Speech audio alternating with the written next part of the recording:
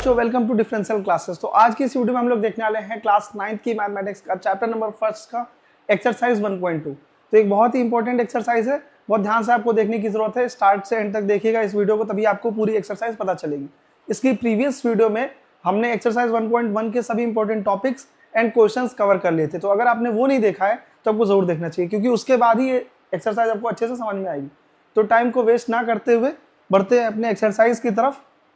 तो एक्सरसाइज का जो सबसे पहला टॉपिक है वो दिया हुआ है representing irrational numbers on the number line. तो बहुत आसान टॉपिक है, आप इसको बहुत इजीली समझ लेंगे, बस ध्यान से देखते जाएगा इस वीडियो को, ठीक है। तो सबसे पहले हम एक बार क्विक रिवीजन कर देते हैं इर्रेशनल नंबर्स का, ठीक है ना।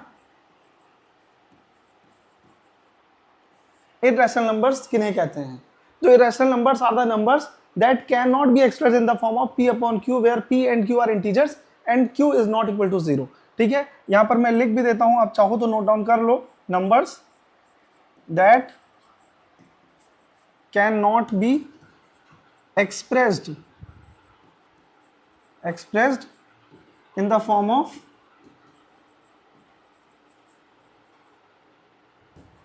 p upon q, where p and q are integers, है ना, and q is not equal to 0। जो नीचे लिखा हुआ इंटीजर है वो 0 नहीं होना चाहिए, ठीक है ना। p एंड q दोनों इंटीजर्स हैं और जो नीचे वाला इंटीजर है वो 0 नहीं होना चाहिए। तो any number that can not be expressed in this form, then that number can be called as irrational number. So examples क्या हैं? Here are some examples of irrational numbers. For example √5, √3, √2 दिया हुआ है। ये सब क्या हैं? ये सब इर्रेशनल नंबर्स हैं, ठीक है। और भी हैं इर्रेशनल नंबर्स, बट अभी के लिए आप इतने ही समझो। ये क्या है? Irrational numbers. इन नंबर्स को आप p/q के फॉर्म में नहीं लिख पाओगे। बात समझ में आ रही है? क्लास 10th में आपको एक क्वेश्चन भी मिलेगा जिसमें आपको प्रूव करना पड़ेगा, prove that √3 is an irrational number. वो आपके पेपर में भी पूछा जाएगा, 3 मार्क्स का आएगा, ठीक है। तो बहुत अच्छे से आपको पढ़ना पड़ेगा उसे। तो अभी के लिए ये समझ लो बहुत अच्छे से कि ये सभी क्या है? इर्रेशनल नंबर्स हैं। इनको कैसे हम रिप्रेजेंट करेंगे नंबर लाइन पे, ये हमारा टॉपिक है ना। तो हम देखते हैं पहले कैसे इनको रिप्रेजेंट करेंगे अपने नंबर लाइन पे, वो हम देखते हैं यहां पर, ठीक है। तो नंबर लाइन सबको बनाना आता है ना। ये नंबर लाइन बन गई आपकी। यहां पर आप 0 मार्क कर दो, 1 2, ठीक है। इतना ही रखो, अभी जरूरत नहीं है। Let's say we are told to represent √3 on the number line, √3 on the number line, ठीक है। आपको समझ में आता है? √3, लेट्स से 2 ले लो, आपके लिए सबसे आसान रहेगा √2। अभी हम √2 को रिप्रेजेंट करने की कोशिश करेंगे नंबर लाइन पे, ठीक है। तो ध्यान से देखो, ये 0, ये 1, मतलब ये जो डिस्टेंस है ये 1 यूनिट की डिस्टेंस है ना। 1 यूनिट की डिस्टेंस बोलते हैं इसे। ये जो 1 मार्क किया ये 1 यूनिट की डिस्टेंस है। ये यहां तक 2 यूनिट की डिस्टेंस हो गई। इतनी बात समझ में आ रही है? तो जितनी डिस्टेंस पे आपने 1 नंबर मार्क किया है, आपको क्या करना है?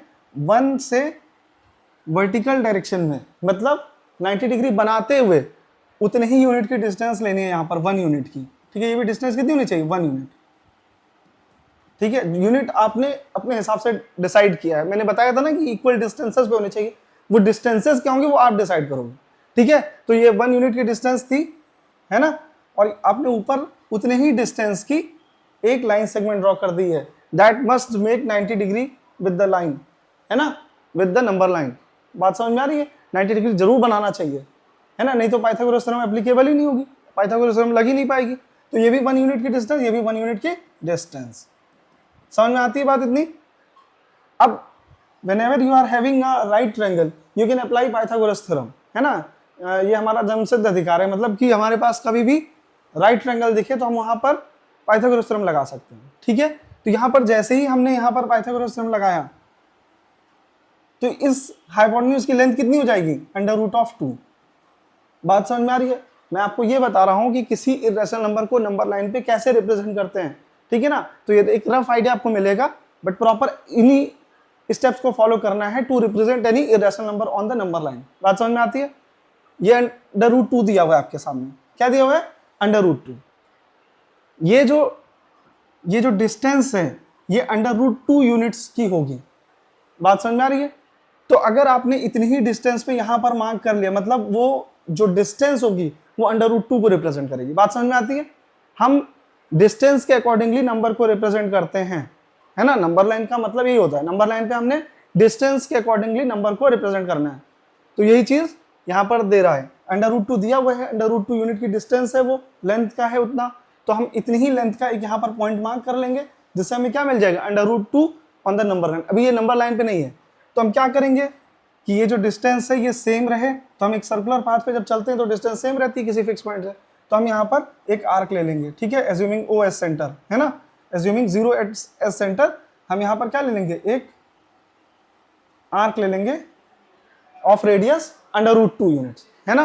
तो ये जो पॉइंट होगा that must indicate under root 2, that must represent under root 2 on the number line, ठीक है। This point must be under root 2।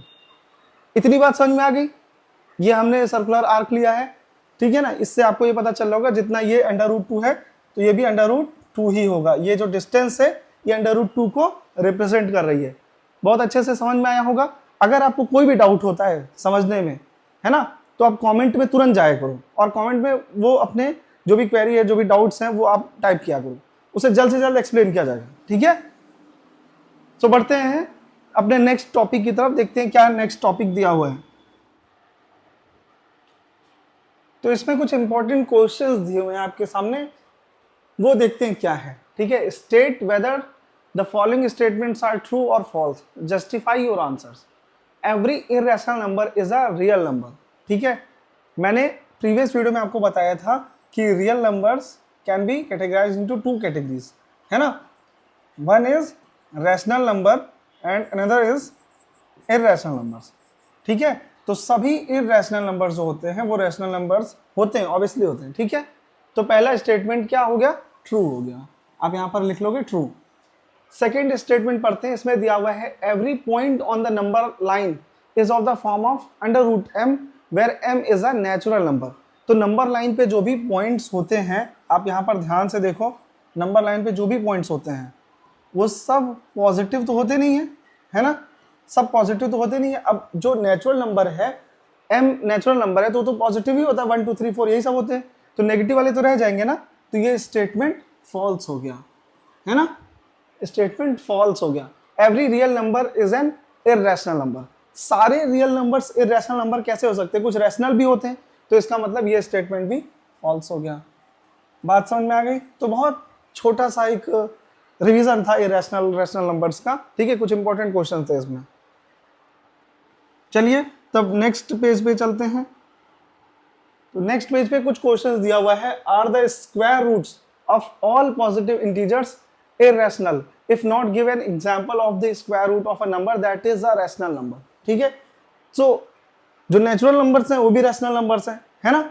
जो नेचुरल नंबर्स हैं उन्हें भी हम रैशनल नंबर्स कह सकते हैं, क्योंकि उनके अपॉन में 1 लिख सकते हैं, डिनोमिनेटर उनका 1 बना सकते हैं, बिकॉज ऑफ 1 से डिवाइड करेंगे तो फिर वही रिजल्ट मिलेगा।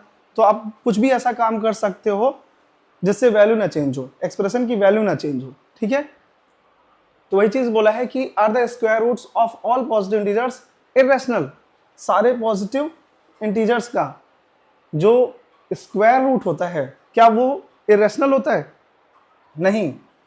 ये एक पॉजिटिव इंटीजर है 4, इसका स्क्वायर रूट निकालेंगे तो 2 आएगा, that is rational, that can be express in the form of p by q where p and q are integers and q is not equal to 0। सो बात यहां पर आपको समझ में आ गई। एग्जांपल भी आपको 4 मिल गया। 4 इज अ पॉजिटिव इंटीजर, है ना, जिसका स्क्वायर रूट इज रैशनल, ठीक है। और आंसर जो था are the square roots of all positive integers is rational, no, ठीक है। तो इतना ही था, इसमें कुछ ज्यादा दिया नहीं हुआ है, आसान क्वेश्चंस हैं। नेक्स्ट स्लाइड की तरफ चलते हैं। तो देखिए इसमें दिया हुआ है represent under root 3 on the number line. तो बहुत आसान सा क्वेश्चन है। अभी आपको मैंने बताया कि किसी इरेशनल नंबर को नंबर लाइन पे कैसे रिप्रेजेंट करते हैं, ये बात समझ में आ रही है। तो हम यहाँ पर इसको रिप्रेजेंट करने की कोशिश करेंगे। अगेन आपको वही सब स्टेप्स फॉलो करने हैं। 0 लिख लिया, 1 लिख लिया, 2 लिख लिया। समझ में आ गई बात? अब आपको √3 लेना है, तो 3 कैसे लेंगे वो ध्यान से देखना, तभी समझ में आएगा। जितनी डिस्टेंस पे आपने 1 मार्क किया है, ऐसे 1 के ऊपर ऐसे ही चले जाना है वर्टिकल डायरेक्शन में, ठीक है। And that line must be intersecting the number line at an angle of 90 degree, है ना। 90 डिग्री पे इंटरसेक्ट करना चाहिए, तो ये उतनी ही डिस्टेंस होनी चाहिए। अभी तो मैं रफ डायग्राम बना रहा हूँ, मान लो आपने ये 5 सेंटीमीटर पे एक नंबर मार्क किया है, तो 5 सेंटीमीटर ही ऊपर भी जाना चाहिए। समझ में आती है बात? तो ये 1 यूनिट की डिस्टेंस है और ये भी 1 यूनिट की डिस्टेंस हो गई। आप जैसे ही इसका हाइपोटेन्यूज ड्रॉ किए, तो that must be of √2 units. समझ में आ गया? अब √2 यूनिट्स अगर रिप्रेजेंट करना होता, तो यहीं से आर्क ले लेते सेम रेडियस का, मतलब √2 यूनिट रेडियस का एक आर्क ले लेते, जो यहाँ पर कट करता वो पॉइंट हो जाता √2। लेकिन आपको तो √3 रिप्रेजेंट करना है, तो आपको क्या करना पड़ेगा? अगेन आपको एक बार ऐसे परपेंडिकुलर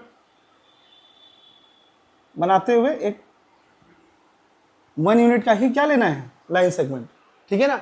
90 डिग्री पे इंटरसेक्ट करना चाहिए, जो √2 यूनिट की लेंथ वाली जो हाइपोटेन्यूज है उसको 90 डिग्री पे इंटरसेक्ट करना चाहिए। बात समझ में आ गई? तो ये भी 1 यूनिट का है। अब ये जो हाइपोटेन्यूज होगा इसकी लेंथ क्या होगी, ये समझने वाली बात है, ठीक है। ये जो हाइपोटेन्यूज होगा इसकी लेंथ क्या होगी, हम अलग से लेके दिखाते हैं आपको, ठीक है। ये आपके पास हो गया एक राइट एंगल ट्रायंगल, है ना। ये √2 है, ये 1 है, हमको इसकी लेंथ निकालनी है। हम सबका नाम दे देते हैं ताकि आपको इजीली समझ में आए, ठीक है। तो 90 डिग्री के सामने वाली साइड को क्या बोलते हैं, हाइपोटेन्यूज। 90 डिग्री के सामने वाली साइड को क्या बोलते हैं, हाइपोटेन्यूज। तो ये हो गया AC स्क्वायर, है ना। हाइपोटेन्यूज का square is equal to perpendicular का स्क्वायर प्लस बेस का स्क्वायर। तो ये चीज दिया हुआ है AB स्क्वायर, है ना। जो बच रही है उनका सम लिख देंगे, उनके स्क्वायर्स का सम लिख देंगे और आपको मिल जाएगा जो भी मिलना है, ठीक है। तो AB कितना दिया हुआ है, √2, तो √2 लिखा, स्क्वायर लिखा, प्लस BC कितना दिया हुआ है, 1 दिया हुआ है, तो 1 का स्क्वायर किया। तो √2 का स्क्वायर करेंगे तो स्क्वायर से रूट कट जाता है, कुछ तो आपने पढ़ा होगा पहले भी। तो यहाँ पर ये 2 आ जाएगा, ठीक है, और यहाँ 1 आ जाएगा, तो 3 आ जाएगा बेसिकली। तो AC square will be equal to 3, तो AC विल बी √3, ठीक है। So this is AC, this is your AC, नाम नहीं दिया है but this is your AC, है ना। तो अब यहाँ पे क्या करना पड़ेगा, ये √3 हो जाएगा। अब इतने ही रेडियस का एक आर्क ले लेना पड़ेगा, एज्यूमिंग OS सेंटर, है ना। O को सेंटर मानते हुए इतने ही यूनिट की रेडियस का एक आर्क ले लेंगे, तो जो आपकी नंबर लाइन को कहीं पर इंटरसेक्ट तो करेगा ही, है ना। तो जब इंटरसेक्ट कर रहा है जिस पॉइंट पर, वो है √3। बात समझ में आ गई? अगर आपको कोई भी डाउट है तो आप कमेंट में जाके पूछो, बट डाउट होना नहीं चाहिए। बात समझ में आ रही ना। यहाँ पर ये 1 यूनिट की डिस्टेंस थी, ऊपर 1 यूनिट की डिस्टेंस पे गए, मतलब वो लाइन सेगमेंट जो ऊपर जा रहा है ना, वर्टिकल डायरेक्शन में, that must intersect the number line at an angle of 90 degree, है ना। समझ में आ गया? अच्छे से समझ में आ गया तो आप कमेंट में जाके लिख सकते हो, ठीक है। तो बढ़ते हैं नेक्स्ट क्वेश्चन की तरफ।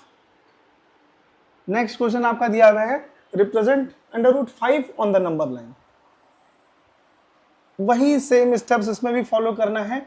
सबसे पहले हमने यहाँ पर 0 मार्क किया, 1 मार्क किया, ठीक है, 2 मार्क किया, ठीक है। अब इसमें क्या करना है, √5 हमको चाहिए। तो आपको पता है कि 2 का स्क्वायर क्या होता है, 4 में 1 ऐड होगा तो 5 आ जाएगा। तो हम यहाँ पर अब 1 यूनिट की डिस्टेंस ना लेते हुए 2 यूनिट की डिस्टेंस लेने लगेंगे, ठीक है। कितने यूनिट की डिस्टेंस लेने लगेंगे, 2 यूनिट्स की। अब 2 से हम एक वर्टिकल डायरेक्शन में एक लाइन सेगमेंट ड्रॉ करेंगे, है ना, जिसकी भी लेंथ कितनी होगी, 1 यूनिट। इतनी बात समझ में आ गई। ये 2 यूनिट की लेंथ है और वो 1 यूनिट की लेंथ है। अब यहां पर ध्यान दो कि ये जो 2 यूनिट की लेंथ है वो ये है ना। ये जो 1 यूनिट की लेंथ है ये है। अब अगर आपने एक ट्रायंगल बना दिया, एक राइट ट्रायंगल बना दिया, because of this angle is 90 degree, है ना, आपने एक राइट ट्रायंगल बना दिया, तो you can find out hypotenuse directly. कैसे हाइपोटेन्यूज फाइंड होगा अभी मैं बताता हूँ, थोड़ा बढ़ा लो, है ना। हाइपोटेन्यूज कैसे फाइंड होगा, बाय यूजिंग पाइथागोरस थ्योरम। इसकी लेंथ हो जाएगी बेस का स्क्वायर प्लस परपेंडिकुलर का स्क्वायर, ठीक है। तो आ जाएगा √5, ठीक है। √5 को रिप्रेजेंट करना था, ये जो लेंथ है ये √5 को रिप्रेजेंट कर रही है। समझ में आ गया। अब assuming O S centre, draw an arc of radius √5 units, ठीक है। तो जैसे ही आपने यहाँ पर किया तो ये आ गया आपके सामने, है ना। This point is representing √5। समझ में आ गया, कोई डाउट्स नहीं होने चाहिए इस टॉपिक से रिलेटेड, ठीक है। क्योंकि ये टॉपिक्स आपको अगले क्लासेस में, जब आप आगे क्लासेस में जाएंगे तो आपको ये टॉपिक्स नहीं मिलेंगे, है ना। तो इसमें बहुत अच्छे से समझने की जरूरत है। जो टॉपिक्स आपको आगे भी मिलेंगे तो आपको रिवाइज हो जाएगा, बट ये नहीं मिलेगा। तो बढ़ते हैं अपने नेक्स्ट क्वेश्चन की तरफ। नेक्स्ट क्वेश्चन दिया हुआ है, represent √8 on the number line, है ना, √8 ऑन द नंबर लाइन, ठीक है। तो हम यहां पर क्या करेंगे, 1 2, ठीक है। तो 5 पे जाएंगे, 6 पे जाएंगे, 7 पे जाएंगे, फिर 8 पे जाएंगे। तो ये थोड़ा सा लंबा प्रोसीजर हो जाएगा, बट आपको समझना है, आपको करना ऐसे ही है,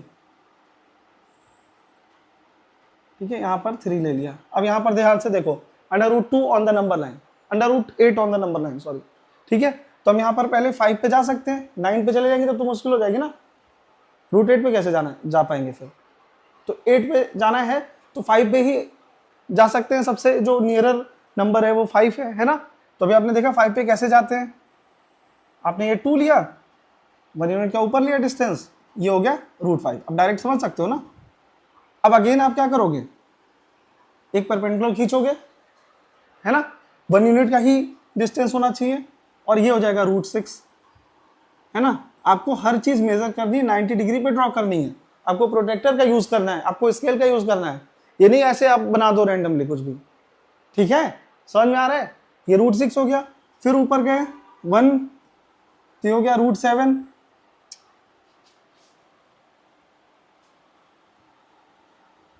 ये हो गया आपका √7। एक बार और ऐसे कर लोगे 1 यूनिट की डिस्टेंस, तो ये हो गया √8, ठीक है। ये क्या हो गया, √8। और जैसे ही इसी रेडियस का आपने आर्क ले लिया एक ऐसे, तो क्या बन गया, ये क्या बन गया, √8। समझ में आ गई बात। आपने रिप्रेजेंट कर दिया, ये प्रॉपर उतनी ही डिस्टेंस पे आएगा जहां पर √8 रिप्रेजेंट हो रहा होगा। समझ में आ गई बात ना। ये बहुत आसान था समझना। सबसे पहले क्या करना है, 5 पे पहुंचना है, 5 पे पहुंचने का स्टेप्स आपको पता है, फिर आपको √6 पे पहुंच जाना है, फिर 7 पे, फिर 8 पे। समझ में आ गया होगा आपको। नेक्स्ट स्लाइड की तरफ बढ़ते हैं। So thank you. इस एक्सरसाइज में बहुत कुछ था ही नहीं, आपके जो एनसीईआरटी बुक है उसके हिसाब से टॉपिक्स लिए गए हैं, आरएस के हिसाब से क्वेश्चंस भी लिए गए हैं। तो एक्सरसाइज 1.2 में बहुत कुछ करने के लिए नहीं है, इसलिए ये वीडियो छोटी है और आपको समझ में भी आई होगी। और अगर आपको कोई भी डाउट है तो आप कमेंट में जाके पूछ सकते हैं। तो मिलते हैं अपने नेक्स्ट वीडियो में, जिसमें मैं एक्सरसाइज 1.3 के सभी क्वेश्चंस और टॉपिक्स कवर कर रहा हूँ, ठीक है ना। तो बने रहना इस वीडियो पे, सब्सक्राइब कर लीजिए चैनल को और अपने फ्रेंड्स के पास शेयर कर दीजिए।